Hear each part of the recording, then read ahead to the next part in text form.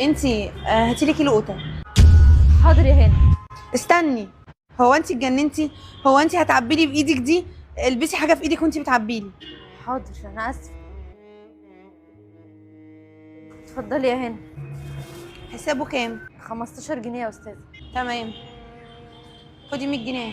ماشي يا استاذه، بس انا مش معايا فكه 100 جنيه. بالله عليكي شوفي لي بس معاكي فك. لا لا مش معايا، خلي الباقي علشان بالمناسبه صح. هذا صعب. ماذا ستختار؟ تختار محمد صلى الله عليه وسلم والجنة، أو تختار تجاهل الفيديو والنار؟ إذا كنت تحب حبيبنا محمد صلى الله عليه وسلم، حط متابعة واللايك والتعليق ومشاركة مع أصدقائك، وأعد نشر هذا المقطع لعل ذلك يحسب لك في ميزان حسناتك في هذا الشهر الكريم.